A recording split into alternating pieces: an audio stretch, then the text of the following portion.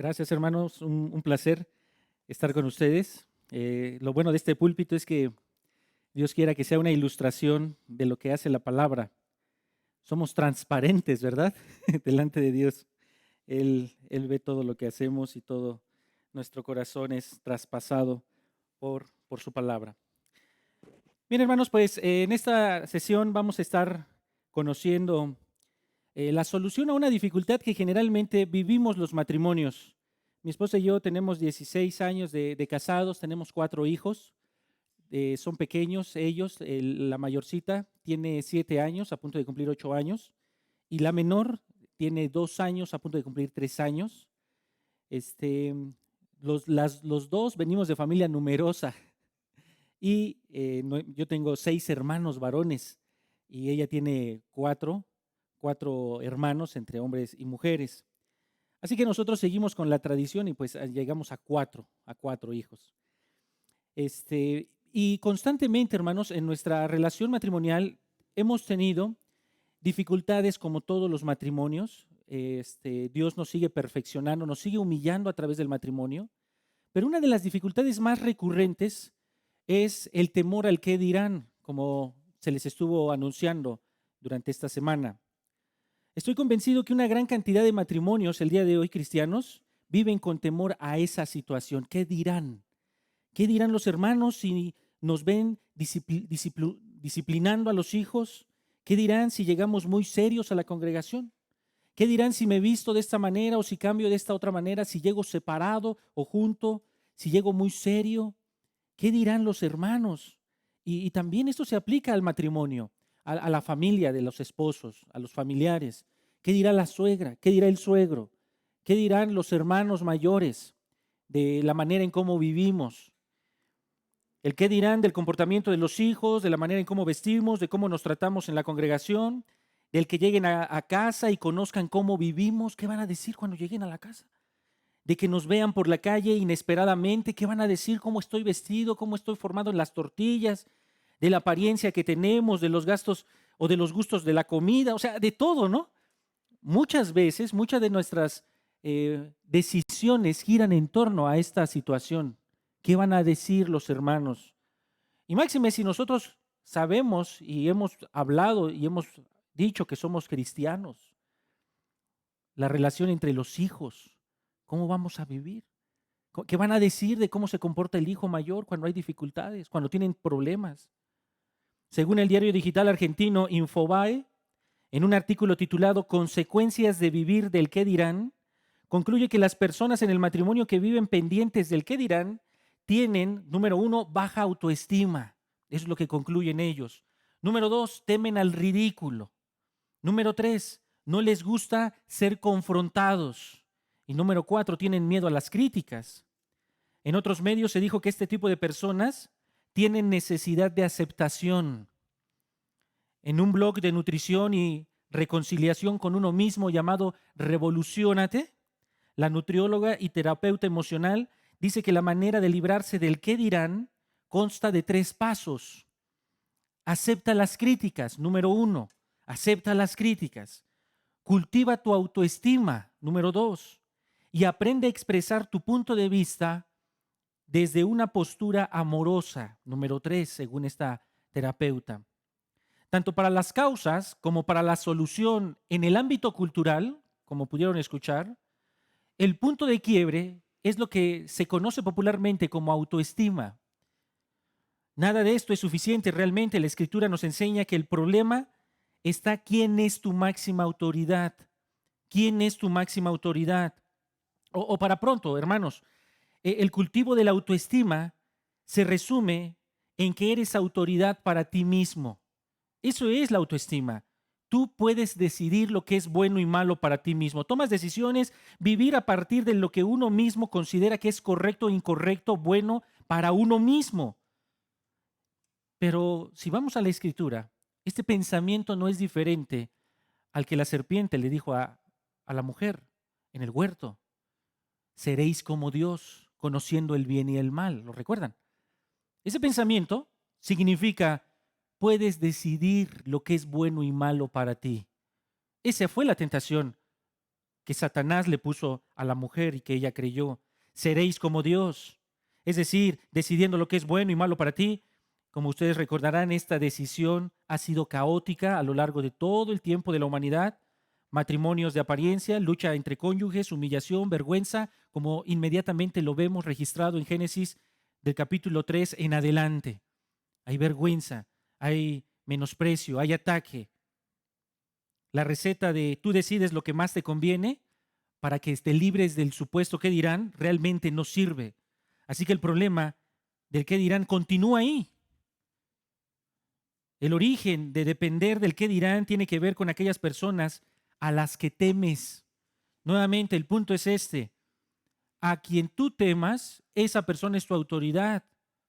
Y esa persona estarás pendiente de lo que va a decir de ti.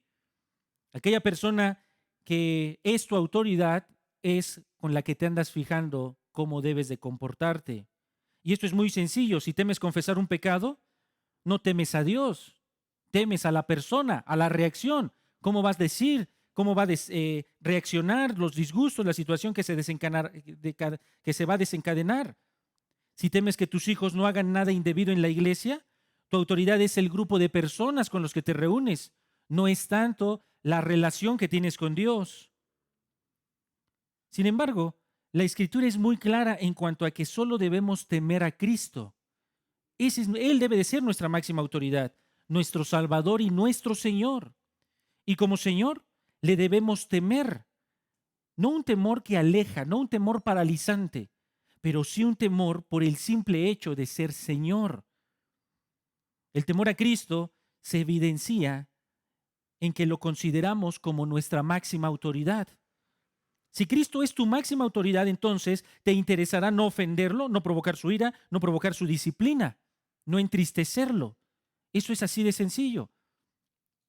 Que Cristo sea tu máxima autoridad te liberará del qué dirán de las personas, de los hermanos, porque estarás satisfaciendo las demandas de tu Señor, es decir, de la máxima autoridad.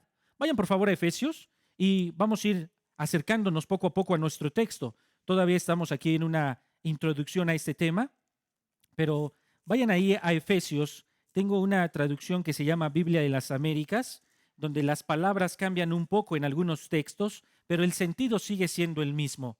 Y observen capítulo 1, Efesios capítulo 1, versículo 20. Efesios capítulo 1, versículo 20, y observen cómo Cristo es la máxima autoridad. Dice que el poder de Dios obró en Cristo cuando le resucitó de entre los muertos y lo sentó a la diestra en los lugares celestiales. Es decir, el poder del Padre resucitó a Cristo y lo sentó en el lugar de más preeminencia en el universo, a la diestra. Y comienza a explicar qué significa esto en el versículo 21. Dice, muy por encima de todo principado, autoridad, poder, dominio y de todo nombre que se nombra no solo en este siglo, sino también en el venidero. Es decir, no hay orden celestial, orden angelical, orden de demonios, que es lo que entendemos que significan esas palabras, órdenes de autoridad, principados, son títulos. Cristo está muy por encima de ellos. Y sin embargo, todo está debajo de Cristo al mismo tiempo. Versículo 22, y todo sometió bajo sus pies. Así que Cristo está muy por encima de todo y todo está debajo de Cristo. Y versículo 22 dice, y Él lo dio por cabeza sobre todas las cosas a la iglesia. En otras palabras, Cristo es cabeza de la iglesia. Él es la autoridad de la iglesia. Él es nuestra máxima autoridad. Por lo tanto, si Cristo es tu máxima autoridad, Él es tu Señor porque Él resucitó, Él te salvó y Él es el Señor, ahí lo puso Dios con su poder, el Padre, a Él es a quien debes temer. A Él es a quien debes temer. A Él es, con Él es con quien te debe de preocupar qué dirá Él de tu matrimonio. Así que con esto en mente, en relación al matrimonio, el principio se mantiene igual. Concéntrate en temer a Cristo y obedece su palabra, porque Él es la máxima autoridad en tu matrimonio. Y esto te liberará del temor al qué dirán de las personas. La libertad de la presión social, la libertad de la presión de los suegros, de la presión de los hermanos, de la presión de las reglas de convivencia que están implícitas aún aquí, en este momento. Cuando nosotros subimos y llegamos, saludamos, hay ciertas reglas que están implícitas, que no significa que sean malas, pero en todo lugar hay reglas sociales implícitas. Cuando nosotros pensamos tanto en esas reglas, sentimos tanta presión. No quiero ir a la reunión porque tengo que hacer esto, tengo que vivir así, tengo que comportarme así, tengo que... Se siente la presión. Prefiero no ir. Mejor lo veo por internet, ¿no? Salud. Pero la liberación, hermanos, la libertad de toda esa presión social, de esas reglas de convivencia, solo puede ser alcanzada en el momento en que sepas que estás haciendo lo correcto delante de tu Señor. Él es el importante. Él es el importante. Ahora entonces, mientras Cristo no sea tu máxima autoridad, planteemos esto de manera inversa, mientras Cristo no sea tu máxima autoridad, cualquier persona será tu autoridad. Estás viviendo para agradar a otras personas. Seguirás tanteando cómo agradar a las personas, cómo definir tu estilo de vida a partir de lo que ellos piensan. Pero observen cómo dice Pablo esto, ahí mismo en Efesios, y nos vamos acercando a nuestro texto, capítulo 5, Efesios capítulo 5. Este Señor que está a la diestra del Padre, que es la cabeza de la iglesia, dice en Efesios 5:1, sed pues imitadores de Dios, como hijos amados, y andad en amor, así como también Cristo os amó y se dio a sí mismo por nosotros. Lo que sigue a continuación entonces no son opciones, no son situaciones o mandamientos opcionales, sino que si somos hijos de Dios, si Cristo es nuestro Señor, entonces tenemos que vivir como hijos de Dios. El versículo 8 es muy claro, observen versículo 8, porque antes erais tinieblas, pero ahora sois luz en el Señor. Andad, ese es un mandamiento, anden como hijos de luz. En el versículo 21 termina esta sección y observe cómo termina esta sección. Versículo 21, 5:21. Someteos unos a otros en el temor ¿de quién? De Dios. Sométase cada uno a otro en el temor de Dios, en el temor de Cristo. En otras palabras, que la convivencia que tengan unos con otros esté de acuerdo al señorío de Cristo. Que vivamos nuestras relaciones sociales de acuerdo a vivir al estándar de Cristo, como hijos de Dios, como hijos de luz. Todo cristiano es igual delante de Cristo. No es el esposo superior a la esposa, ni al revés. Observe el versículo 22. Las mujeres estén sometidas a sus propios maridos como al Señor. La vida de los hijos de Dios, el sujetarnos a Cristo como Señor y Salvador, el que Él nos haya rescatado de la muerte en donde estábamos, según el capítulo 2, 1 al 3, Él nos rescató de esa muerte. Estábamos muertos en delitos y pecados. Versículo 11 dice Pablo, recuerda que en otro tiempo ustedes los gentiles en la carne llamados incircuncisión, por la tal llamada circuncisión, hecha por mano en la carne, recuerden que en ese tiempo estabais separados de Cristo, excluidos de la ciudadanía de Israel, extraños a los pactos de las promesas, sin tener esperanza, sin Dios en el mundo. Así que Cristo nos ha rescatado. Y en el 5:1 hemos visto, vive como hijo de Dios. 5:8, pórtate como hijo de luz. Ahora, ¿cómo se comporta un hijo de luz? Teme a Cristo, teme al Señor.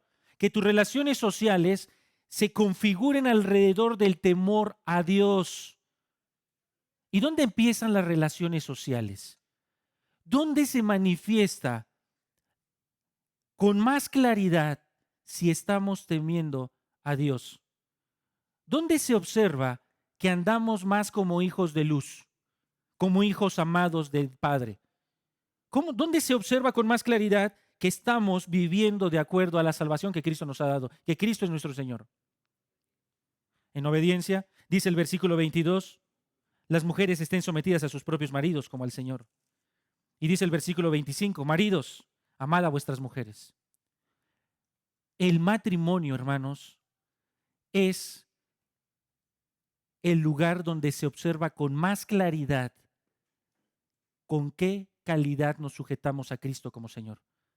El matrimonio es el lugar donde se observa con más claridad con qué grado tenemos a Cristo como nuestra autoridad. ¿Nota eso? Y fíjese en ese detalle. Después siguen los hijos en el 6.1. Hijos, obedeced a vuestros padres. Después siguen los padres, versículo 4, y vosotros padres. Después siguen los siervos, versículo 5. Siervos, obedeced a vuestros amos. Hasta el versículo 8. Después siguen los amos, vosotros amos, versículo 9. Ahí están las relaciones sociales. Y todo, el punto de quiebre es versículo 21, 5:21, sometiéndonos unos a otros en temor a Dios o en temor a Cristo, dicen algunas traducciones. Por tanto, la libertad al que dirán en tu matrimonio solo puede ser solucionada en la medida en que Cristo sea tu Señor y tu máxima autoridad. Así que lo que veremos no son sugerencias o requisitos para que lleguemos a ser hombres o mujeres de acuerdo a la luz, a la salvación que Cristo nos ha dado, sino que es el estándar que Cristo exige de los cristianos. Este es el estándar que Cristo exige. Por ejemplo, hermanas, no me voy a enfocar en las hermanas, pero es lo primero que viene aquí en el texto. Dice ahí en el versículo 22 que las hermanas, las esposas, quedarán libres del temor al que dirán en la medida en que ustedes estén viviendo su matrimonio, como dice en el 5:23, que el marido es cabeza de la mujer, así como Cristo es cabeza de la iglesia. Ahora, ¿pueden creer eso? Que vivas la economía, la situación de la comida, estar yendo al mercado, la manera en cómo vistes, la manera en cómo te comportas, la manera en cómo interactúas en las redes sociales, la manera en cómo te comportas, cómo estás criando a los hijos, la manera cómo te estás vistiendo en sujeción a tu esposo. Eso entonces como que ya empieza a hacer ahí un poco de ruido. ¿En todo? Bueno, para que no quede duda de lo que significa en sujeción o que el esposo es cabeza de la esposa, observen nuevamente el versículo, capítulo 1, versículo 20 al 22 que acabamos de leer. Dice que Cristo,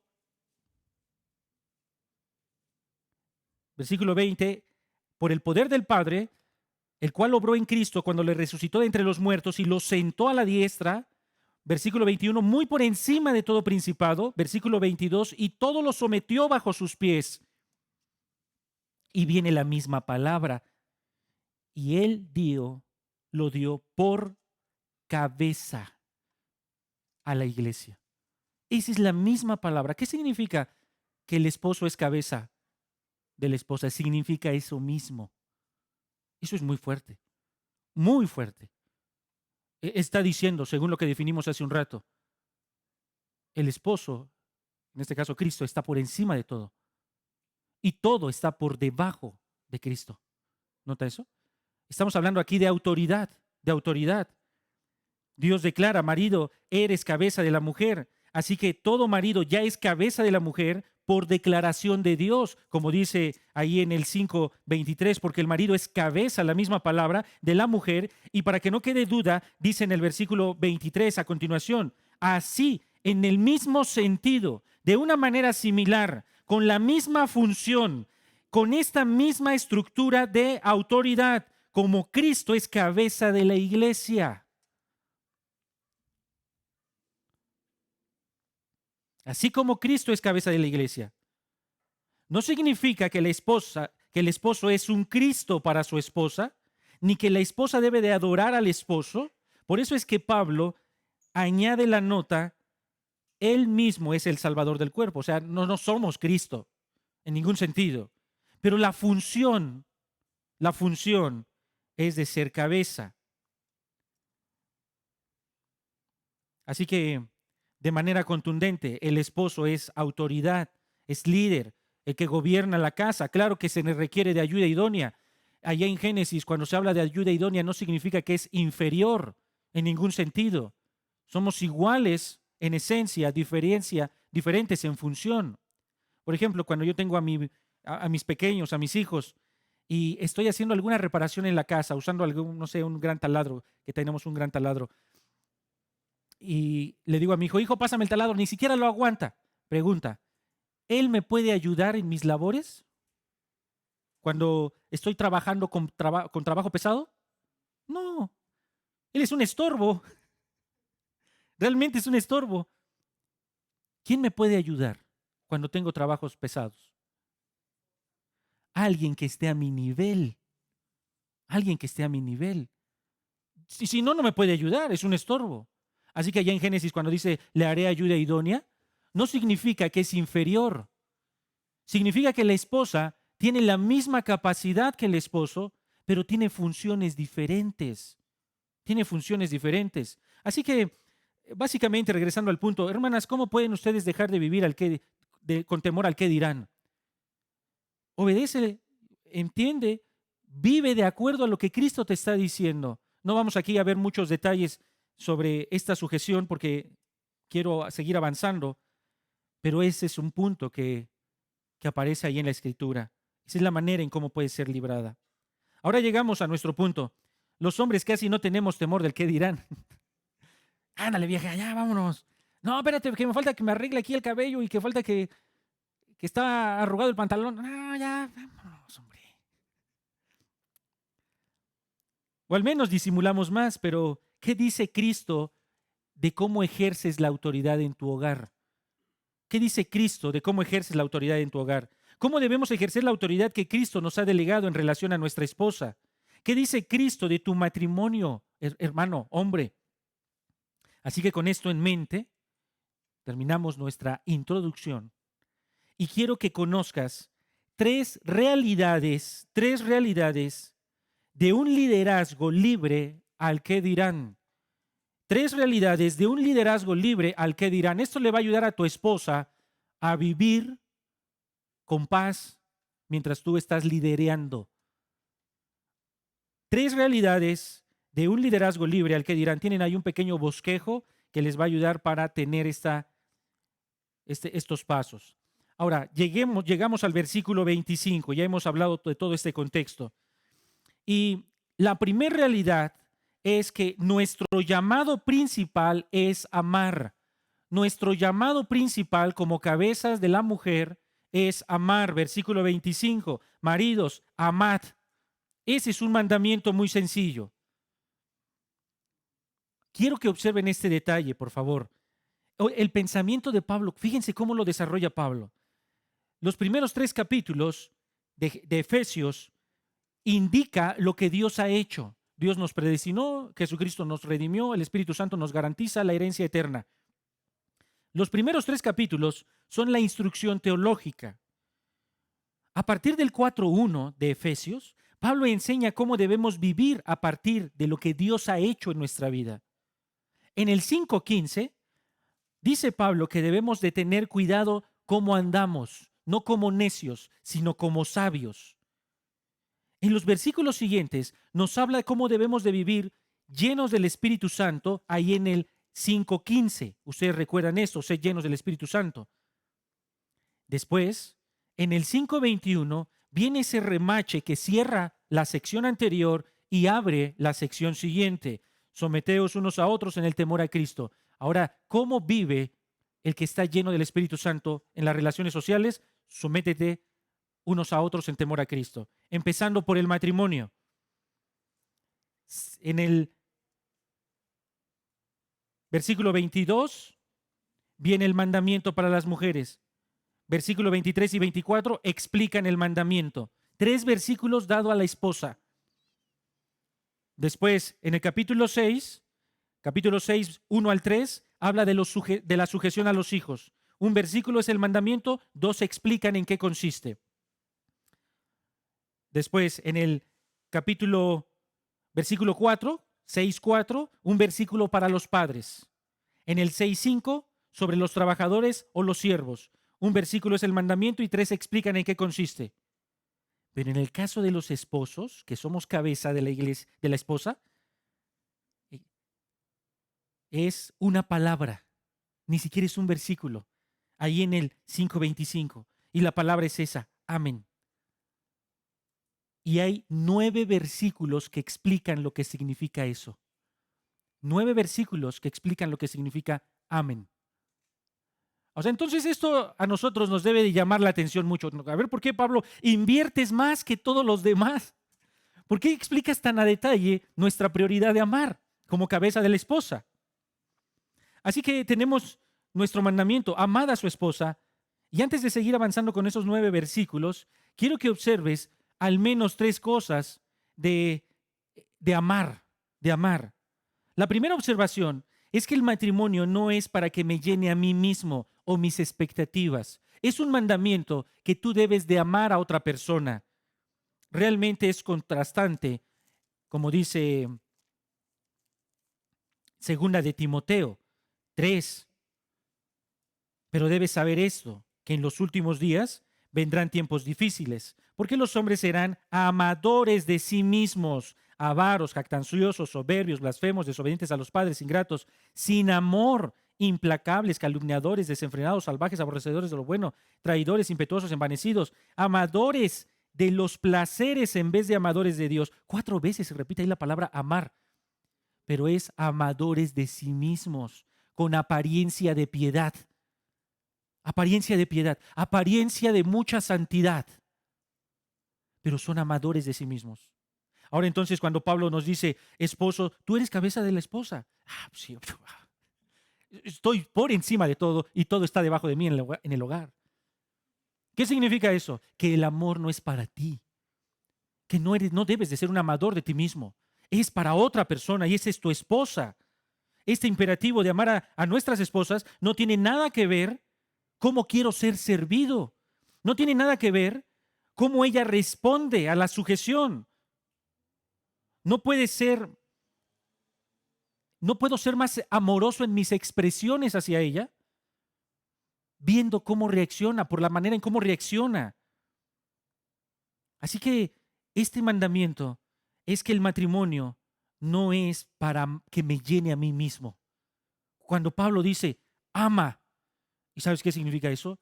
Ser cabeza significa que no es para tu beneficio. No es para tu beneficio. Otra observación de la palabra amar es que no hay ningún marido que pueda saltarse esta regla. Así como no hay ningún marido que pueda evitar ser cabeza de su esposa, de la misma manera no hay ningún marido que no esté obligado a cumplir este mandamiento. Fíjese que no se está hablando del tipo de persona, sino del carácter de Dios. Como dice ahí en el 5:18, el contexto es muy claro. 5:18, no os embriaguéis con vino, en lo cual hay disolución, sed llenos del Espíritu Santo. ¿Y qué significa eso? Sométanse unos a otros en el temor a Cristo. ¿Y qué significa eso? Ama a tu esposa. Estamos hablando del carácter de Dios. Estamos hablando de lo que Dios exige de un hijo de luz, en términos prácticos. Es que mi esposa no se sujeta a mí, hermano. Eso no te debe de interesar. Es que mi esposa me falta el respeto. Es que eso no lo está diciendo acá. Estos no son condicionales. Aquí no está diciendo en el versículo 25, maridos, si tu esposa se sujeta, entonces ama. No. Esto es una declaración tajante. Este es un mandamiento al que estamos obligados, independientemente de las circunstancias. Es muy ilustrativo el caso de Oseas. ¿Recuerdan a Oseas?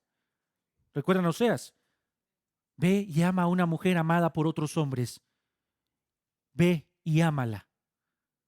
Y fue y la amó y tuvo hijos. Y en el capítulo 3, ve y rescata a la mujer que habías amado. Y lávala y límpiala. Eso es un caso extremo, pero es el carácter de Dios ahí en Oseas. Así como Dios ama a los hijos de Israel, dice el capítulo 3:2 de Oseas. Y aquí está diciendo Pablo, no estamos hablando de circunstancias. No estamos hablando de si conviene o no conviene, si es apropiado, qué tanto debo de amar. El mandamiento es tajante. Tienes que obedecerlo, sin importar cómo reaccione la esposa, si te está ayudando, si te está atendiendo bien, si tiene lista la comida cuando llegas de trabajar. Aquí no estamos hablando de nada de eso. Estamos hablando del carácter de Dios en tu vida, o en otras palabras, ¿qué tanto te sujetas a Dios? Ese es el punto. ¿Sí? La desobediencia de este mandamiento no se excusa por la falta de amor hacia ti, ni la falta de sujeción de tu esposa. Si ella no sabe o no quiere someterse a tu liderazgo, tampoco lo involucra, tampoco es un pretexto para no amar esta situación. Recuerda, Pablo no está dando aquí condicionales, es un mandamiento de parte de Dios y lo que refleja es tu relación con Cristo, tu sujeción con Cristo. Ama a tu esposa. El amor bíblico no se centra en motivaciones externas. O sea, el día de San Valentín es una farsa. Es que depende de cómo te sientes, entonces vas a dar el regalo. ¿Qué Cristo sintió bonito cuando lo apedreaban? Padre, perdónalos porque no saben lo que hacen, decía el Señor. Aún sus propios discípulos lo abandonaron. Pero él se había afirmado en hacer la voluntad del Padre. La relación del Padre que tenía con Cristo, la relación de Cristo con el Padre, dice Juan 17, Padre, la hora ha llegado, glorifícame como yo te he glorificado. Yo he vivido una vida perfecta sujetándome a ti. He amado a estas personas. Y así, de esa manera, tiene que ser nuestro amor por nuestra esposa. Es un acto voluntario de hacer la voluntad de Dios, sujetando nuestra voluntad a la voluntad de Dios. Ahora, una tercera observación de la palabra amar. Ya hemos visto que en primer lugar, no es para llenar mis expectativas. En segundo lugar, todo marido está obligado en esta situación, en cumplir este mandamiento. No es un mandamiento circunstancial, en otras palabras. Y número tres, el amor no empieza con las emociones. Hermanos, siendo honestos, habrá y hay y seguirán habiendo momentos en los que desearás no amar. Desearán, sabes que yo ya está aquí, ya no quiero seguir. Va a haber problemas en el matrimonio donde van a desear mejor separarse. Y eso es evidente, los hijos lo van a saber. Pero aquí Pablo no está apelando nuevamente a tus emociones, que las involucra en algún momento. Pero tus emociones no deben de definir la manera en cómo te estás relacionando en el matrimonio.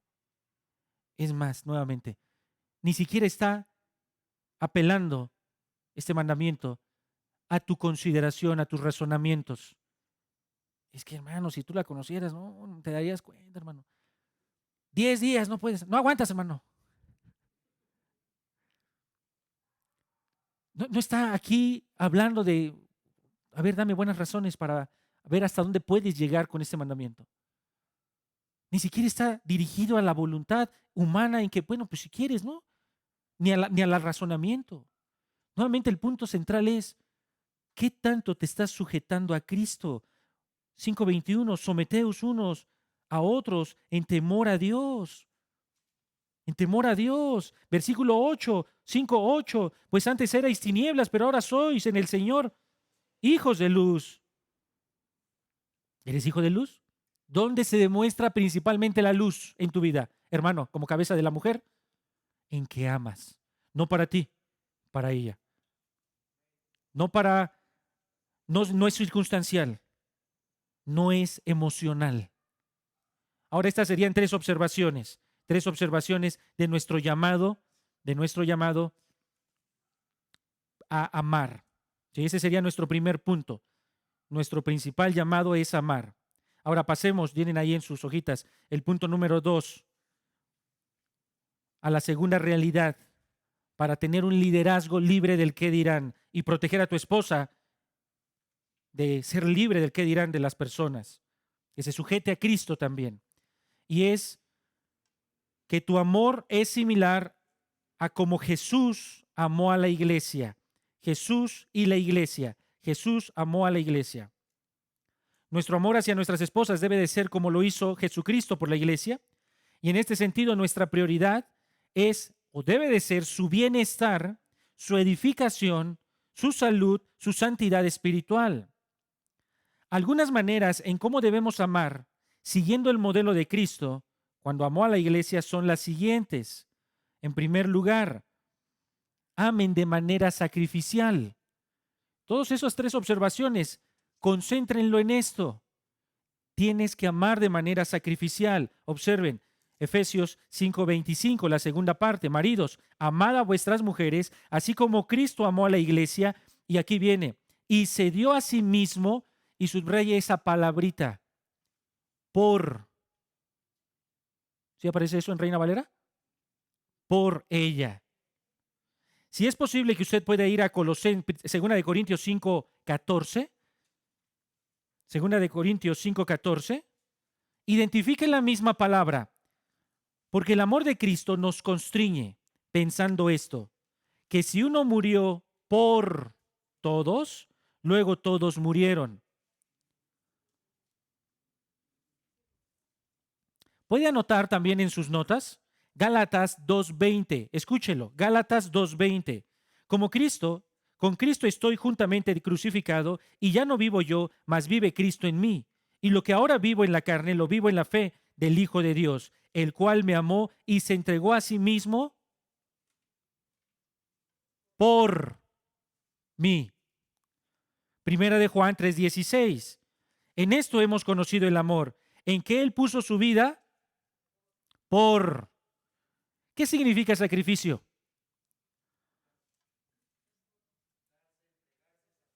Darse, entregarse. ¿Qué significa la palabrita por? Sustitución. Sustitución. Sustitución. De sufrimiento. Tu amor como cabeza, Dios te ha puesto como cabeza de tu esposa para que sufras por ella. Para que no permitas que ella sufra en tu matrimonio. Ella podrá sufrir en cualquier circunstancia. Podrá haber sufrido, tener una vida en la infancia devastadora. Una vida en el trabajo fea, humillante, pero no en tu matrimonio. Porque entonces no es un amor como el de Cristo. Es una sustitución. Sustitución de amor por ella. Para poder saber si mi amor es sacrificial, tenemos que seguir el ejemplo de Cristo en sustituir el sufrimiento, el dolor hasta donde sea posible, las circunstancias penosas, la incomodidad por ella. Eso significa hacer pequeños sacrificios diariamente. Si estás pensando en ser sacrificial cuando a ella le falte un riñón, puede ser que le haga falta en algún momento y dice, bueno, pues órale, ya estoy listo. Preparé mi vida todo este tiempo. Aquí está mi riñón. Tomaba agua todo el día. Está limpio el riñón. Es posible que eso sí sea un sacrificio y sin duda que es un sacrificio. Pero no tienes que esperar a que eso suceda, porque tal vez no va a suceder. Les pregunto, Cristo, ¿cuál fue la culminación de la vida de Cristo? La cruz, su sacrificio en la cruz. Pero para que el sacrificio en la cruz de Cristo tuviese valor perfecto, les pregunto, ¿cómo vivió toda su infancia? ¿Cómo vivió toda su juventud, toda su adolescencia, toda su juventud? ¿Vivió haciendo pecado, haciendo milagros, haciendo lo que él quería? No. Dice ahí Lucas 2 que él crecía en gracia para con Dios y con los hombres, en estatura, sabiduría. Cuando dice ahí, él crecía, significa, él fue rompiendo ahí el tiempo, barreras, y fue creciendo, fue abriendo camino, como un árbol que es presionado y comienza a crecer y rompe la tierra. No fue una vida fácil, pero él se mantuvo perfecto, perfecto. Eso fue una vida de sacrificios. El sacrificio de Cristo en la cruz, sin duda, que es lo que nos salva. Pero él tuvo una vida perfecta de sacrificio, como dice Isaías 53. Varón de dolores. ¿Cuándo? ¿Solamente en la cruz? No, toda su vida fue de dolor. Toda su vida fue de dolor del Señor. Así que nuestra vida sacrificial no es en momentos grandes de héroes, que si hay la oportunidad, qué bueno que lo hagas. Más bien el énfasis de lo que Pablo está diciendo es sacrifícate diariamente. ¿Cómo sería eso? Sacrificarse diariamente ahí, como hacían los antiguos mexicanos con puntas de maguey y echar sangre para que de alguna manera las cosas cambiaran. No. pequeños detalles en la vida. Si realmente, dice MacArthur, un marido puede sacrificar su vida por su esposa diariamente, entonces podrá hacer pequeños sacrificios en la vida cotidiana y estará listo, termina la cita de MacArthur, para hacer grandes sacrificios.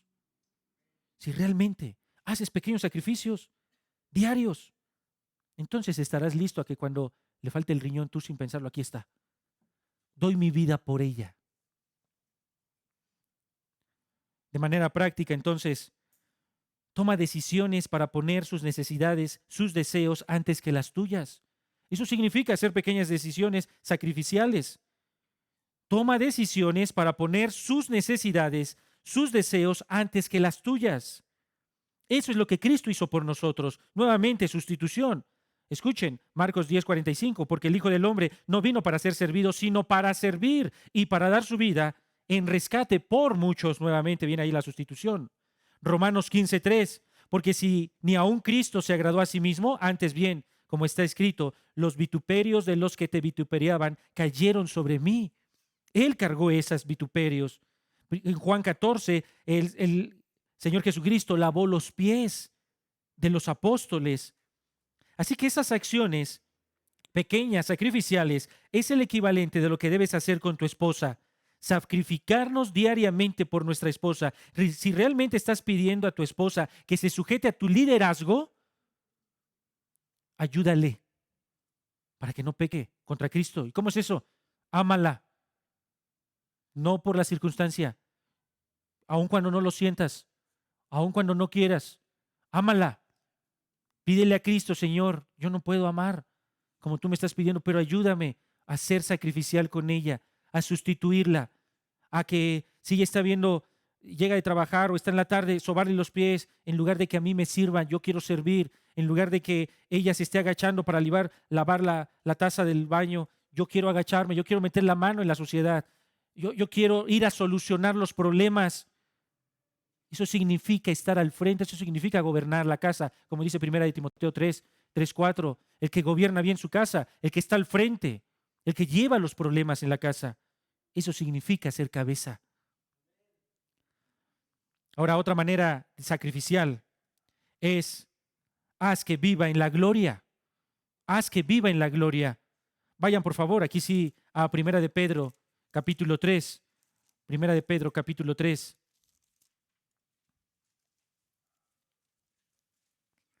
Y generalmente citamos los versículos 1 al 6, refiriéndose nuevamente a la sujeción de la esposa, al esposo, ¿verdad? Dice ahí en el 3:1, asimismo vosotras mujeres estad sujetas a vuestros maridos. La misma estructura que usa Pablo, y aquí se lleva 6 versículos en explicar lo que significa sujeción. Tal vez en otra ocasión podamos hablar sobre eso. Pero en el versículo 7, habla sobre los maridos. Y esto significa amar a tu esposa llevándola a la gloria. Observa esto. Vosotros maridos, igualmente, convivid de manera sabia, o dice Biblia de las Américas, comprensiva, con vuestras mujeres como un vaso más frágil, puesto que es mujer, dándole honor como a coheredera de la gracia de la vida, para que vuestras acciones no sean estorbadas. Ahora, ¿qué significa que nuestro amor lleve a nuestra esposa a la gloria? Número 1, vive con ella sabiamente. Vive con ella sabiamente. Además del sacrificio, en segundo lugar, llévala a la gloria. ¿Qué significa? Vive sabiamente con ella. Se podría traducir conociéndola, conociéndola sabiamente. Conocer cómo quiere ser amada. Ya no es la misma cuando te casaste. Cuando eran recién casados, un marido le mostraba a su esposa, la llevaba a diversión y la subía a la montaña rusa, ¿no? Recién casados, ahora después de 30, 40 años de casados, la quieres llevar a la montaña rusa, ¿la vas a matar? Pues por eso la quieres llevar, dice. Ahora, el ciclo menstrual de la esposa, de la mujer, hay alteraciones en su manera de su cuerpo, en su manera de sentir. Los días 14 son los mejores días para fertilidad, hay más necesidad sexual en esos días. Tienes que aprender a conocer a tu esposa. Los días previos a la menstruación, mejor ni la toques en el sentido sexual. Puede ser que esté molesta, tienes que atenderla. Cuando ella era joven, ella prefería ser amada de una manera y cuando es mayor, ella necesita ser amada de otra manera. Ella requiere ser atendida de diferentes maneras a lo largo de la vida. Ella no es la fotografía que tienes ahí de cuando se casaron. Ella no es ella. Está ahí, pero ha cambiado.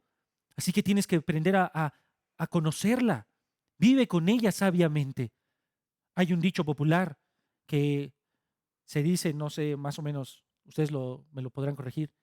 Es imposible comprender a las mujeres. Y dicen las mujeres, no me comprendas. ¿Cómo continúa? Mejor ámame. Bien, ¿y qué dice la Biblia? Ninguno de los dos está bien. Esposo, tienes que conocer a tu esposa. Tienes que comprenderla. Es que es una caja fuerte, hermano. Bueno, pues tienes que aprender a conocer esa caja fuerte. Si así la piensas, que claro que sería una ilustración muy no agradable. Pero tienen que aprender a conocerla, hermano. ¿Y qué significa eso? Tienes que platicar con ella. Tienes que aprender a observar. Tienes que aprender cómo se levanta. Tienes que aprender a platicar con ella. ¿Cómo te sientes? ¿Cómo estás caminando? ¿Cómo te duele? ¿Qué piensas sobre los hijos? A la edad de 2 años, a la edad de 14 años, a la edad al pequeño de 35 años. O sea, tienes que conocerle. No es lo mismo. ¿Notan eso, hermanos? En segundo lugar, ¿cómo puedes tu amor sacrificial llevar a la gloria? Dándole honor, dice ahí, vosotros maridos igualmente vivid con ella sabiamente, dando honor, que se sepa honrada. No solamente que tú digas, no, es que mi esposo es lo más importante para mí, bueno, eso que te lo crea tú. Ella necesita saberse honrada. Ella necesita saberse honrada. Miren, un ejemplo bien ilustrativo. En Génesis. Fíjense, hermanos. Dice ahí en el 1, Génesis 1:26, cuando Dios creó al hombre, 1:27. 1:26, y dijo Dios, hagamos al hombre a nuestra imagen conforme a nuestra semejanza. Y fíjense la función que le da. Y ejerza dominio sobre los peces, sobre todas las aves del cielo, sobre los ganados, sobre toda la tierra, sobre todo reptil que se arrastra sobre la tierra. Creó pues Dios al hombre a imagen suya, versículo 27, a imagen de Dios lo creó, varón y hembra los creó. Versículo 28, y los bendijo Dios y les dijo, sed fecundos y multiplicaos, y llenad la tierra y sojuzgadla. Llenad la tierra y sojuzgadla. Fíjense, ejerced dominio sobre los peces del mar, sobre los aves del cielo, sobre todo ser viviente que se mueve sobre la tierra. ¿Qué le está dando Dios al hombre? No vamos a meternos, aquí el punto es que Dios en el capítulo 2 le da autoridad al hombre. El hombre es el vicepresidente o el virrey de Dios en la tierra. Tiene la autoridad. La máxima autoridad como cabeza es Adán, aquí en la tierra después de Dios. ¿Qué le ha dado Dios al hombre? Autoridad. ¿Y sobre qué tiene autoridad? Animales, naturaleza. Bueno, si estuviésemos en tiempo presente, actualmente, sobre el petróleo. Bueno, que tuvieras ahí una finquita con petróleo, ¿no? Así como los árabes que hacen un hoyo y ¡pah! Sale el petróleo. No. Tienes autoridad sobre todo. Los animales hacen caso, el medio ambiente te está cuidando. Ellos podían estirar la mano y agarraban comida, fruta, todo era un lugar de deleite. Pero fíjate la reacción de Adán antes del pecado, cuando Dios le presenta a la mujer ahí en el 2:22, de la costilla que el Señor Dios había tomado del hombre, formó una mujer y la trajo al hombre. Y el hombre dijo, esto es ahora hueso de mis huesos y carne de mi carne. Ella será llamada mujer porque del hombre fue tomada. Yo le pondría ahí signos de admiración, muchos signos de admiración. ¿Qué tiene más peso en Adán antes del pecado? Dios ya le ha dado aquí toda la creación. En ese momento Dios ya le dio toda la creación. Eso lo notamos también porque previamente lo ha puesto en el huerto y le ha dado autoridad. Dice en el versículo 16, ordenó Dios, el Señor Dios al hombre diciendo, de todo árbol del huerto puedes comer, pero del árbol del bien y del mal no puedes comer. Ponle nombre a los animales porque tienes autoridad. El hombre ya tiene autoridad. sobre todo. En términos prácticos, te regala Dios una pequeña finca con una gran mansión en medio, con campo de golf, con todo lo que tú deseaste y con lo que ni siquiera te puedes imaginar, todos los servicios, con muchas personas que están a tu servicio. Y cuando llegas por fin y te dan las llaves, aquí está la llave, ¿qué tengo que pagar impuestos? No, no, no, todo corre por cuenta de Dios. Carros, vehículos, comida, diversión, cuartos, recámaras, todo lo tienes, televisiones, todo amueblado, palacio enorme, jardines, sección de juegos, establo, bueno, todo lo que jamás hayas imaginado. Y llega tu esposa y ¿cuál va a ser tu reacción? Órale, vieja, agárrate el recogedor y ponte a barrer. Ahí hay que limpiar. ¿Qué hizo Adán cuando recibió todo y después recibe a la mujer? Se olvidó de la creación. No me interesa, aunque Dios no me haya dado nada, esto es mejor que toda la creación. Esto es mejor que ser el Señor y dueño de todo este mundo. Esto es mejor que tener debajo de mí, de mi autoridad, todo el mundo y yo ser el rey después de Dios. Porque mi esposa es mejor. Ella es más honorable, más valiosa que todo este mundo material. ¿Notan eso? Eso es darle honor a la esposa. Eso es darle honor. Así que cuando dice Pedro, vivan con ella conociéndola, llévala a la gloria con tu amor sacrificial. ¿Y qué significa eso? Vive conociéndola. Y además de eso, dale honor. ¿En dónde? Que no te distraiga un teléfono. Hombre, te está hablando. Oye, esposo, ¿qué vamos a hacer con esta situación del hijo? Espérame, tantito, vieja, espérame, ya está terminando ahí con el TikTok. Espérame, es que el partido lo tengo que ver aquí. Ahorita, espérame media hora.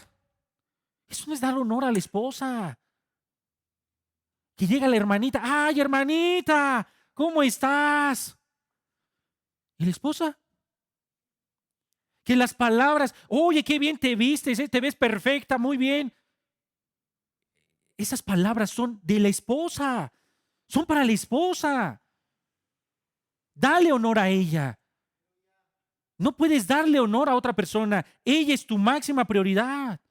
Eso significa amar sacrificialmente. No es que las hermanas, ¿qué van a decir? Que me porte muy, muy duro.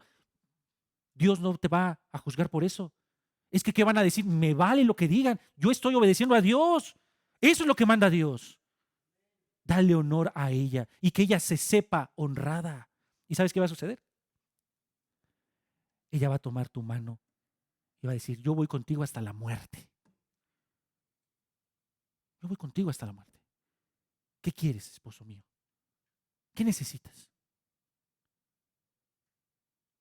Te va a atender, te va a amar. Va a ser fácil sujetarse a tu liderazgo. Dice Pedro además, vosotros maridos, entonces igualmente vivid con ella sabiamente, dando honor como a vaso más frágil. Así que, ¿qué significa amar sacrificialmente, diariamente, en los pequeños detalles? Conócela, dale honor y que se sienta honrada y trátala como vaso frágil. ¿Cómo puedo saber que esto es resistente? ¿Cuándo va a ser el momento en saber que esto es resistente? Cuando se rompa. ¿Cuándo se va a romper?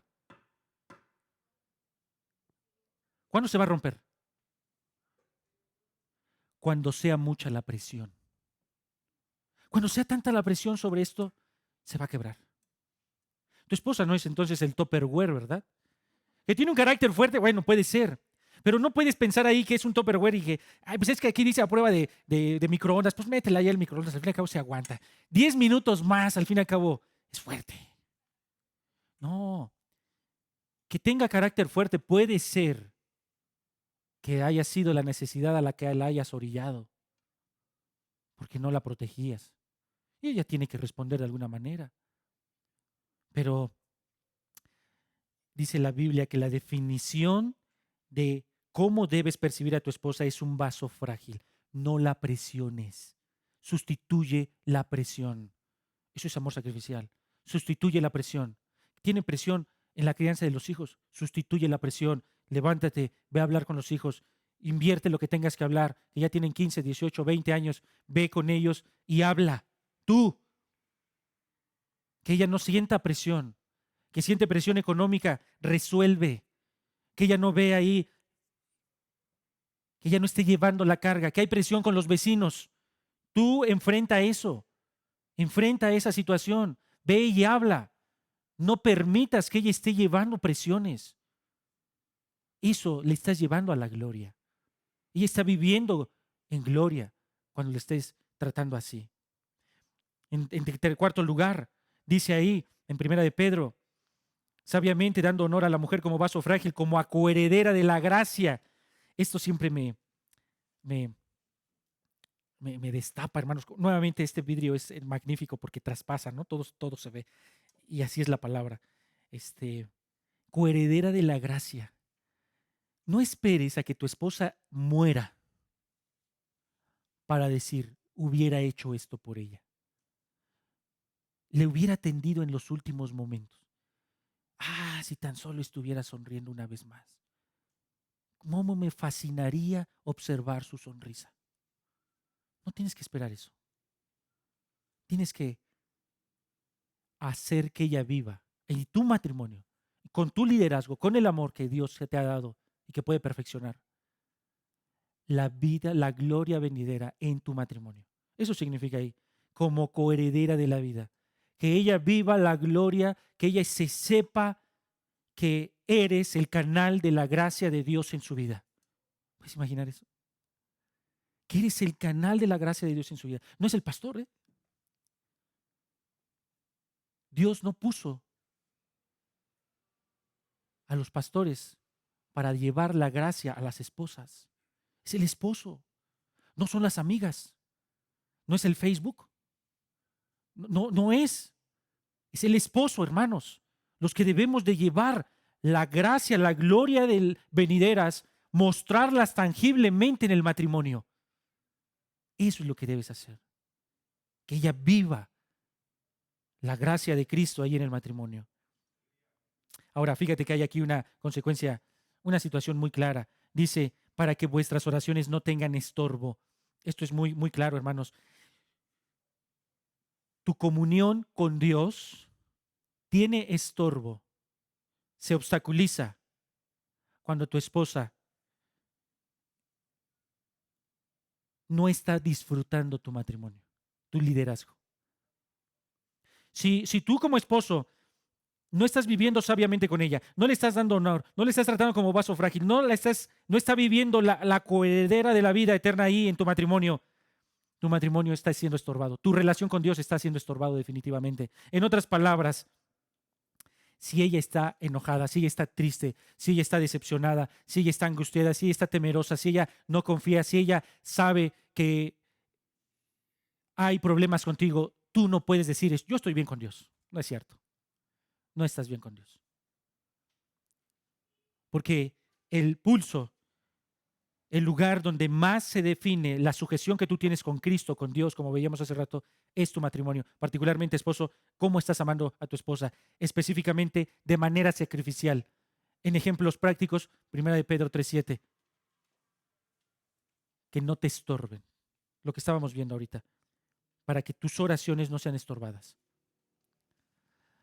Número 3, ¿cómo debemos de amar de manera sacrificial como Cristo? Abre tu corazón con ella. Y esto es realmente una relación. Esto mismo sucede en la Trinidad, en Juan 5:20, porque el Padre ama al Hijo y le muestra todas las cosas que Él hace. En Juan 15:15, ya no os llamaré siervos, porque el siervo no sabe lo que hace su Señor, pero os he llamado amigos, porque todas las cosas que oí de mi Padre os las he dado a conocer. La esencia de un amor real, y eso no está en la novela, es una relación. ¿Y cómo se hace una relación? Abre tu corazón. Ay, hermano, es que yo trabajo de ventas. Imagínate, me la paso hablando todo el día. Ya no quiero hablar cuando llego a la casa. Abre tu corazón. Tienes que darte a conocer. tus pensamientos. A veces ahí está la esposa, ¿verdad? Pero es que tú no me dices nada, viejo. Tú no hablas. Siempre te quedas hermético, cerrado. Y yo no sé qué es lo que estás pensando. Pero si realmente quieres amar sacrificialmente, haz ese sacrificio. Habla con tu esposa. Al final, el estándar de nuestro amor es la cruz de Cristo. El Señor amó a la iglesia cuando éramos enemigos. El énfasis no está puesto en ella, sino en el amor que yo debo de dar por ella. Ahora, estos solamente son puntos de un amor sacrificial, un amor sacrificial.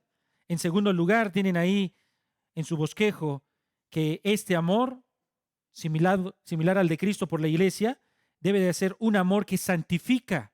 Versículos 25 y 26. Y por cierto, me avisas a qué hora tengo que terminar, hermano. Con 5 minutos o 10 minutos, por favor. ¿Sí, sí, hermanos? Regresando ahí a Efesios.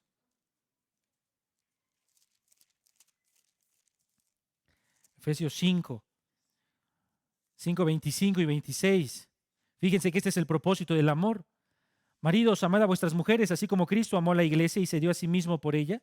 Versículo 26, aquí viene propósito para santificarla, habiéndola purificado por el lavamiento del agua con la palabra. Ahora, dice que al haber muerto por la iglesia también la limpió. Pablo dice que el propósito es santificación.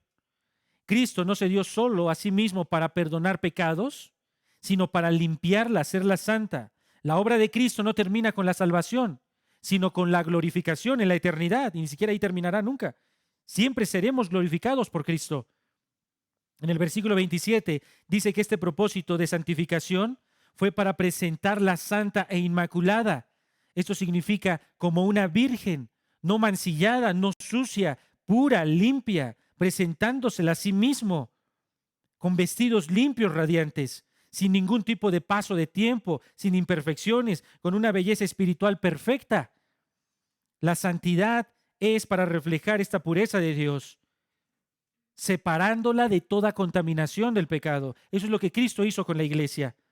Ahora dice entonces, como Cristo, lo que debemos procurar nosotros cuando amamos a nuestra esposa es su pureza espiritual, su pureza espiritual, su pureza mental. Debemos de santificarla personalmente. Ella primero debe ver en mi vida que trato de cumplir el estándar que Dios ha establecido. Yo no le puedo dar bibliazos a mi esposa. Es que mira, aquí dice la Biblia que yo soy cabeza tuya. Primero tengo que vivir esto. Si no lo estoy viviendo, estoy siendo fariseo, hipócrita. Eso mismo lo dice también Deuteronomio 6. Jehová nuestro Señor, Jehová uno es. Estas cosas que te mando estarán en tu corazón. Primero tienen que estar en tu corazón si quieres enseñar algo. De lo contrario, se llama hipocresía. ¿Sí? No puede estar de otra manera. En segundo lugar, para que ella pueda ser santificada, no la expongas al pecado, no la expongas a la tentación. Protégela del pecado en el internet, en las relaciones personales. Debo protegerla. Es que ella se queda bien tranquilita cuando se pone a ver una película ahí en su celular. Pasan horas y horas, hermano. Y yo estoy con mis cuates. Yo puedo ir a hacer lo que yo quiera y ella se la pasa ahí horas y horas en su celular, hermano. Bien tranquilito. No. ¿Qué crees que ahí no, que todo es pureza y santidad? Ella está siendo expuesta a estilos de vida, a deseos, ella está siendo expuesta a no te dejes, mujer. Ella está siendo expuesta a revélate. Ella está siendo expuesta a una gran cantidad de tentaciones. Y tú la estás dejando ahí. Eso es parecido a lo que hizo Adán. Cuando dice el texto, por cierto, la traducción de las Américas me gusta porque es un poquito, aquí da un poquito más de luz. Dice ahí en Génesis 3:6, cuando la mujer vio que el árbol era bueno para comer y que era agradable a los ojos y que el árbol era deseable para alcanzar sabiduría, tomó de su fruto y comió y dio también a su marido que estaba con ella. O sea, están recién casados. Él acaba de decir, esto es ahora hueso de mis huesos. Él no iba a estar lejos de ella. Él vio lo que estaba pasando. Por eso es que él no fue engañado. Él supo lo que estaba pasando. Él vio cómo la serpiente estaba hablando con ella, cómo su esposa comenzó a hablar, y él no puso un freno. Él dejó que caminara rumbo al pecado, y él no hizo nada. Y por si fuera poco, cobardemente, después le echa la culpa. La mujer que tú me diste fue la causante de mi pecado. Y el problema está entonces en tu liderazgo, en tu liderazgo. Esto es muy cierto, hermanos. Tu esposa puede ser culpable del pecado que esté haciendo, definitivamente. Tu esposa es culpable del pecado que está haciendo. Si es que tiene pecado, que necesariamente, que claro que lo tiene algún pecado. Pero tú eres el responsable, esposo. Tú eres el responsable de santificarla. Porque tú vas a dar cuenta de ella. Dios te va a pedir cuenta. ¿Cómo la santificaste? No es que nunca pude hacer una cita con el pastor. Nunca quiso ir a consejería. Ya no quería ir a la iglesia. Ya después se rebelaba, me decía que mejor se quedaba en la casa haciendo el quehacer porque cuando yo llegaba me enojaba mucho. Así que no pude hacer nada, Señor. Dice Dios, no. Tu principal responsabilidad es santificarla. No santifiques a las hermanitas. Santifica a la hermana, a tu esposa. Ella es tu prioridad. Invierte tiempo ahí con ella. Ay, hermano. Pues es que es lo que dice Dios. Juan 17:17. ¿Cómo lo vas a santificar? Muéstrale la palabra, vive la palabra y háblale la palabra, santifícalos en tu verdad. Tu palabra es verdad. Es que la voy a meter a un convento, hermano. No, no, no, no, no. Ahí en Juan 17:17, bueno, hermanos, nos podríamos llevar mucho. Yo ya realmente estoy hablando más de lo que traigo escrito, pero Juan 17:15, el Señor Jesucristo dice, no te pido que los saques del mundo, sino que los dejes en el mundo. Fíjense en esto, dice Cristo, déjalos ahí en el mundo. ¿Qué hay en el mundo? Pecado. Hay pornografía, hay infidelidades, hay abuso, hay hombres que se van a insinuar, hay amistades que se están metiendo y que van a querer tener algo con tu esposa, hay murmuración, hay chisme, hay... Ese es el mundo donde estamos viviendo. Y dice Cristo, no te pido que lo saques del mundo. Pero en el versículo 17 dice, santifícalos ahí en el mundo donde estás, santifícalos en tu verdad. Tu palabra es verdad. Esposos, ahí donde estás viviendo, tienes que santificar a tu esposa con la palabra, viviendo la palabra, mostrando la palabra, enseñando la palabra a tu esposa. No tienes que meterla en ningún convento. Ella tiene que ser santificada en el lugar donde está. No la expongas al pecado, eso es definitivo. Sin duda no la vas a llevar ahí a una cantina para ver la fuerza que tiene o a una situación donde la puedas avergonzar. No la expongas al pecado en ningún sentido, pero sí santifícala. Es triste el caso de Lot, ahí en Génesis 18. Génesis 13, 14, 17, 18. Dice que en Génesis 13, solamente se los cuento, cuando está Lot, tiene muchas ovejas y ve todo el prado, ya no caben las ovejas junto con Abraham, porque Dios los ha bendecido. Y entonces Abraham le dice a Lot, mira todo lo que quieras, vete a la derecha, yo me voy a ir a la izquierda, si tú te vas a la izquierda, yo me voy a la derecha. Y dice que Lot vio ahí la creciente del Jordán, verdor, y dijo Lot, yo me voy para allá. Y dice la narrativa que Lot puso sus tiendas en dirección a Sodoma. Ya después, en el capítulo 14, Lot ya fue llevado prisionero como si fuera un sodomita. Ya después, en el capítulo 18:1, notamos que Lot ya está sentado en la puerta de la ciudad de Sodoma. Ya después, en el 18, a mitad, cuando viene el juicio de Dios, su esposa voltea porque extraña la ciudad, quiere ver cómo fue destruida la ciudad de Sodoma. Y Dios la juzga convirtiéndola en estatua de sal, columna de sal. Lot la expuso. Por ganar un beneficio la expuso. La llevó a Sodoma. Él se puso como un anciano, líder en la ciudad de Sodoma. Era de lo que le recriminaban los sodomitas. Tú eres un extranjero y ahora ya nos quieres juzgar. ¿Por qué? Porque era lo que hacía Lot. Y él no se dio cuenta cuando su esposa se desvió su corazón. ¿La esposa de Lot es culpable de su pecado? Sí, pero Lot es responsable. Él no puede. Ustedes no pueden, hermanos, exponer a su esposa al pecado. ora por ella, santifíquela, ora por protección. Bien, pasemos a nuestra tercera realidad. Estamos hablando entonces del mandamiento, ama a tu esposa. Hemos visto algunas características de amar. Después hemos estado observando que debemos amar como Jesús amó a la iglesia, un amor sacrificial, un amor santificador. Y en tercer lugar, amarla como mi propio cuerpo, amarla como mi propio cuerpo. Dice ahí en Efesios capítulo 5, ¿verdad? Versículo 28. Versículo 28. Así también deben amar los maridos a sus mujeres como a sus propios cuerpos. Estamos obligados, hermanos, a amar a mi esposa, a nuestras esposas, como nuestros propios cuerpos. Así como cuido del cuerpo, de mi cuerpo, de la misma manera debo cuidar el cuerpo de mi esposa y a mi propia esposa como si fuera ella mío. Y son las palabras de Adán antes del pecado. Esto es ahora que dice, cuerpo de mi cuerpo, carne de mi carne. Esta es una extensión mía, pero en femenino. Ella será llamado varona, Isha, porque del Ish, del varón, fue tomada. Esta es una extensión mía. Hay una separación, pero es mía. Tengo que sentir lo que ella siente. Así como me cuido de la misma manera, debo cuidar a mi esposa entonces. Y la perspectiva de que debes tener tu esposa no es por bienes separados, sino por bienes mancomunados. Realmente. A veces entre cristianos existe ese problema, es que ¿cómo nos casamos por bienes separados? Bueno, pues ¿qué estás pensando? ¿Cómo es el matrimonio?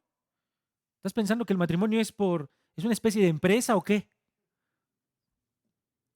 El matrimonio es, y se unirán y serán una sola carne. Unidad. Así que este amor, como si fuera un solo cuerpo, debe de ser, versículo de Efesios 5:29, un amor que provee, porque nadie aborreció jamás su propio cuerpo, sino que lo sustenta y lo cuida, así como también Cristo a la iglesia. Debemos amar a nuestra esposa proveyendo para sus necesidades físicas, comida, ropa, zapatos. A veces, es que yo la trato como un ángel, hermano. ¿Cómo? ¿Como un ángel? Sí, pues los ángeles no comen, no visten, no se mueren, no tienen hambre. Está tratada como un ángel. Pues no la trates como ángel, trátala como esposa. Ahora, ¿qué necesita una esposa, hermanos? ¿Ella necesita arreglarse el pelo? Dice la escritura, ahí sí, amén, ¿verdad? Amén, hermano, amén, claro que sí, Señor. Primera de Timoteo. Primera de Timoteo no lo vamos a estudiar a fondo, pero realmente Dios no está peleado con la belleza. Asimismo, que las mujeres se vistan con ropa decorosa. Dice ahí que las mujeres se atavíen, que las mujeres se vistan con ropa decorosa. Esa palabra decoro significa ordenadamente, pero también significa belleza, es cosmeo, cosmético, de donde viene la palabra cosmeo, significa cosmético. ¿De dónde viene la palabra cosmético o cosmos? ¿Cómo es el cosmos? Ordenado. Junto con el orden también es bello. Por eso viene la palabra cosmético, también de ahí se desprende, ordenado y bello. Así que cuando ellas dicen, es que voy al tocador, ¿qué se van a hacer? Voy a ponerme ordenada, me voy a poner bella, pero ordenada. No es malo, hermanas y hermanos. Dicen las hermanas, eso ya lo sabíamos, pero no lo entiende, hermano.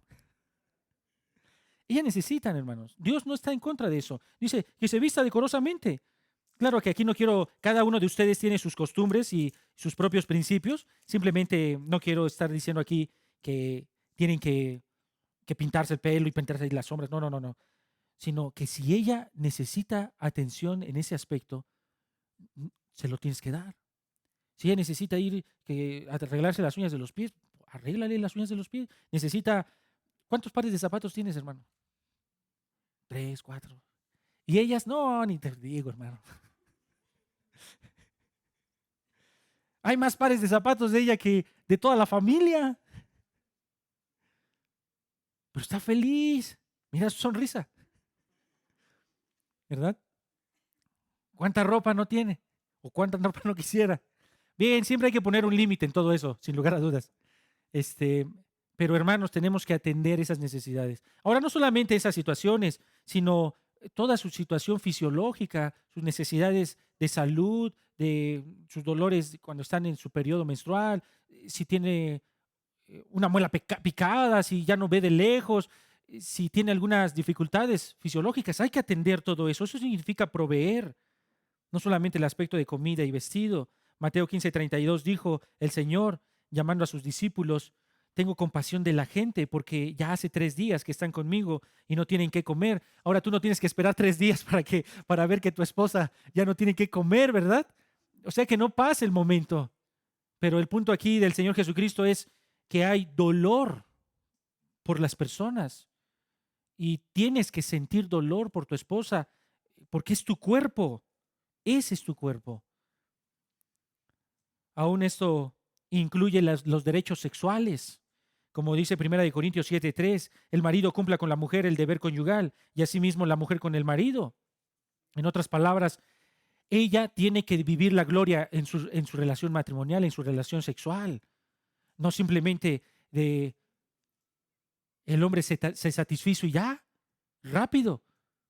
Hermanos, eso es otro tema muy, muy agudo, pero hay muchas mujeres que viven con insatisfacción sexual y el principal proveedor es el hombre, el esposo, que debe de proveer esa necesidad, satisfacer esa necesidad. Nuevamente, el amor no es para ti, satisfácela a ella primero, satisfácela a ella, eso es lo principal.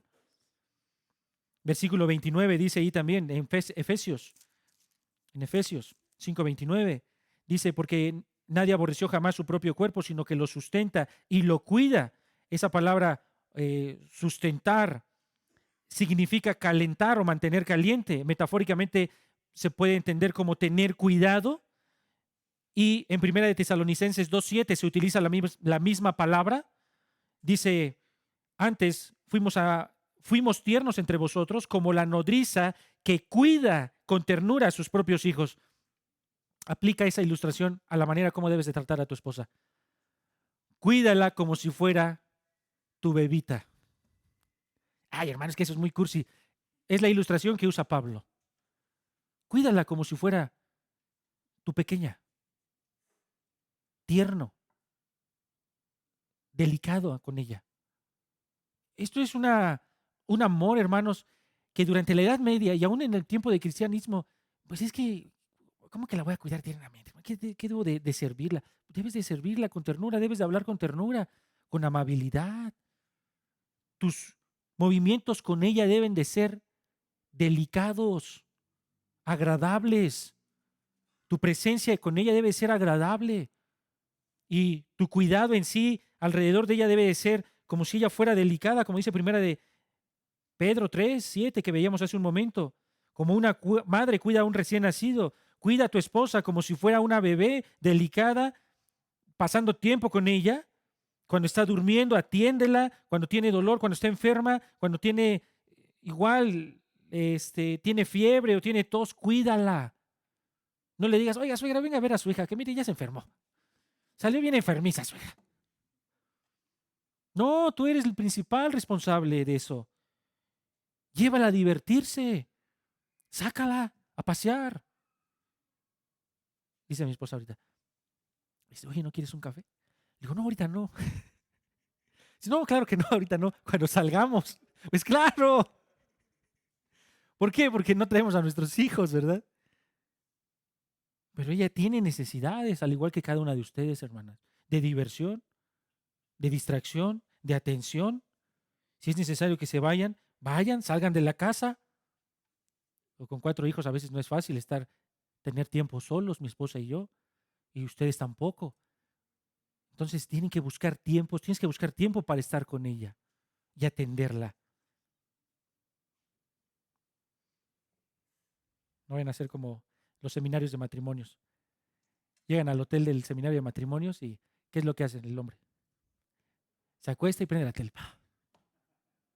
Oye, pues sí es un tiempo para nosotros, ¿no? Aunque sea vamos a caminar ahí al malecón o no sé, al mercado. Espérate, hace mucho calor, vieja, al rato salimos. Atiéndela. Ahora, Esto de cuidar el cuerpo a nuestra esposa como si fuera nuestro propio cuerpo también significa que es un amor que une. Observen, versículo 31. Por esto el hombre dejará a su padre y a su madre y se unirá a su mujer y los dos serán una sola carne. No solamente en el aspecto sexual, que lo incluye, de manera directa lo incluye, pero también en todos los demás aspectos. O sea, tu esposa no solamente es sexo, también es cultura, intelecto, diversión, familia, economía, distracción. ¿Qué más aspectos tenemos como personas? Tu esposa tiene todos esos aspectos. Ahí debe de haber unidad con ella. Unidad con ella. ¿Qué es el principal problema? ¿Cuál es el principal problema? Que los hijos observan en los padres, por lo cual ellos esquivan todas las reglas. ¿Qué es lo que los hijos van a observar en los padres? Por lo cual ellos van a empezar a esquivar las reglas. ¿Qué es lo que van a observar en los padres?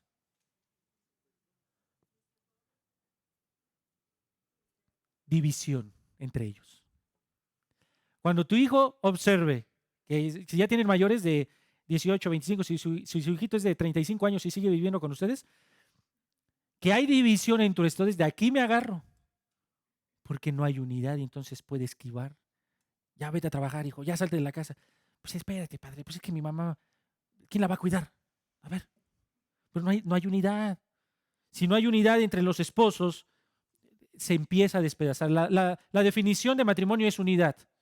Eso es definición de matrimonio, unidad.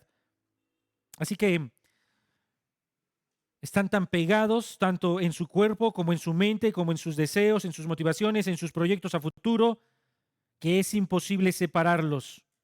¿Qué dice el Señor Jesucristo acerca del matrimonio? Mateo 19:6. Lo que Dios, ¿qué? Lo que Dios unió, no lo separes tú, cabeza de tu esposa. Así interprétalo. No lo separes tú. ¿Cuándo? Al no fomentar unidad, al no tratar a tu esposa como tu propio cuerpo. Ahora, finalmente, y esto es el punto más importante, hermanos,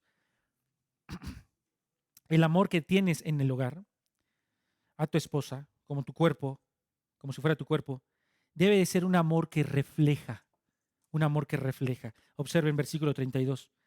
Grande es este misterio, pero hablo con referencia a Cristo y a la iglesia. Fundamental. ¿Cuál misterio? El misterio es el versículo 31, el cual es una cita directa de Génesis 2:24. Por tanto, el hombre dejará a su padre y a su madre y se unirá a su mujer. Es un misterio porque Dios ha hecho el matrimonio. No hay padres, no hay más padres. E inspirado por el Espíritu Santo, Moisés resume Génesis, los primeros 2 capítulos antes del pecado, con esa afirmación. Desde la creación, desde el día 1, en el principio creó Dios los cielos y la tierra, hasta el final, antes del pecado, es resumido con esa afirmación.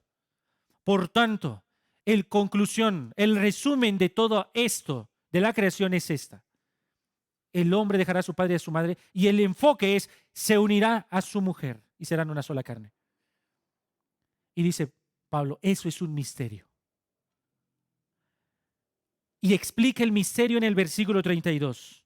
Grande es este misterio, algo que estaba oculto, pero que ahora Pablo lo está revelando en el versículo 32, porque ese matrimonio de Génesis 2:24, de Adán y Eva, que es el modelo de matrimonio que todos nosotros debemos de tener, por eso lo cito tanto, porque así lo hace la Escritura, refleja, fue un antecedente visible de lo que Cristo haría por su iglesia.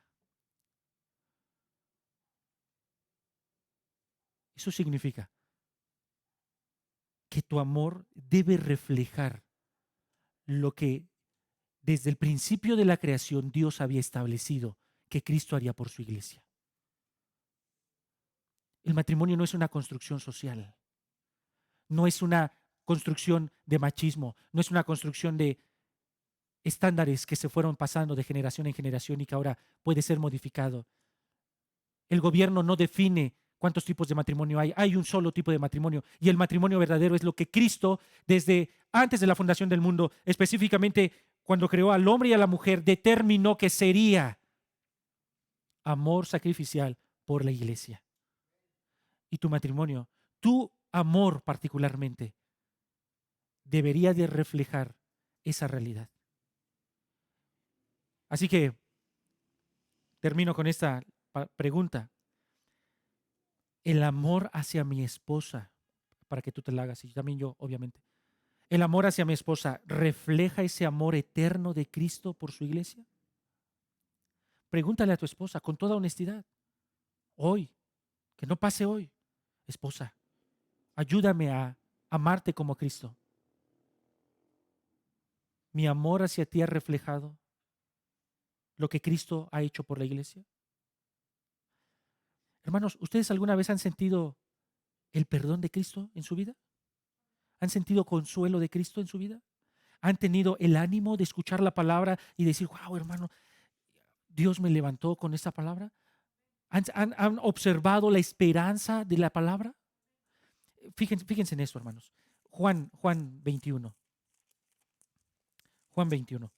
Termino con esto ya. Juan 21. Después del traidor de Pedro, bueno, que no llegó a ser totalmente traidor, pero al final de cuentas sí fue un traidor, pero dice ahí que Pedro ve a Cristo a lo lejos y se avienta al mar y va con él, y ahí se queda paradito. Entonces, cuando habían acabado de desayunar, dice en el 21:15, Jesús le dijo, Simón, hijo de Juan, hijo de Jonás, ¿me amas más que estos? Pedro le dijo, Señor, tú sabes que te quiero. Jesús le dijo, apacienta mis corderos. Y se lo repitió tres veces más. En el versículo 17 le dijo por tercera vez, Simón, hijo de Juan, ¿me quieres? Pedro se entristeció por la tercera vez que le dijo, ¿me quieres? Y le respondió, Señor, tú lo sabes todo. Tú sabes que solamente te quiero. Tú sabes, Padre, tú sabes, Cristo, que yo no te puedo amar. Yo había dicho que iba a dar mi vida por ti, pero te negué 3 veces. No puedo amarte, Cristo. No puedo ni hacer lo que yo mismo dije. Y dice Cristo, eso es suficiente. Reconoce que eres un inútil para amarme. Reconoce que eres un mentiroso. Reconoce que no puedes hacerlo en tus propias fuerzas. Y le dice en el versículo 17 al final, apacienta mis ovejas. Y después en el versículo 19, la última palabra del versículo 19, ¿cuál es? ¿Cuál? Sígueme. Imaginen lo que Pedro habrá sentido. Ah, Señor, ¿qué me dijiste? Yo que te negué 3 veces. Sígueme. Con todo y el amor imperfecto que tengo, sígueme. Sígueme, Pedro. Pedro debió haberse sentido muy consolado, con mucha esperanza, con ánimo, con gozo, saberse perdonado, saberse respaldado por Cristo. Ese es el amor de Cristo por su iglesia. Tu esposa debe sentir eso mismo contigo, respaldada, animada, con esperanza, con seguridad, con deseo de seguir caminando, con ánimo. Vamos, viejo, hasta la muerte. A donde tú quieras, yo voy contigo. Con seguridad. Y estas palabras, hermanos, sin duda que a todos nos hacen transparentes porque nos falta mucho para ello. Pero tenemos la esperanza que en cuanto nos sujetemos a nuestro Señor, Él puede ir perfeccionando este amor por nuestras esposas. Amén, hermanos. Vamos a orar. Bendito Padre, te agradezco por este tiempo que nos das para estudiar tu palabra.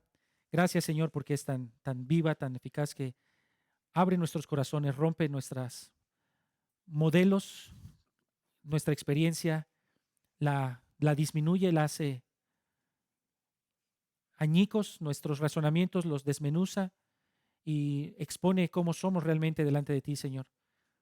Padre, es una responsabilidad que tú nos has dejado como ser cabezas de nuestras esposas. Y Padre, te rogamos que nos ayudes como hombres a amar a nuestras esposas sacrificialmente como Cristo amó a la iglesia y sabiendo que ellas son nuestro cuerpo, Señor, una extensión de nosotros. Te ruego, Padre, para que cada uno de los hombres que estamos aquí en humildad, humillados por tu palabra, reconozcamos que hemos fallado, estamos fallando.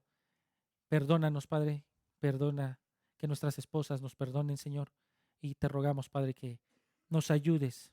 Ayúdanos, Padre. De la misma manera, también te ruego por las esposas que están aquí, que si no se han sujetado a sus esposos, que les ayudes, Padre, a no mirar al esposo en sí, sino a Cristo, Padre, que se sujeten a Cristo a través del esposo. Te ruego que tú hagas matrimonios fuertes, Padre, matrimonios sólidos, matrimonios que te den gloria, que reflejen el amor de Cristo eterno por su iglesia. Por tu Hijo amado te lo pedimos. Amén.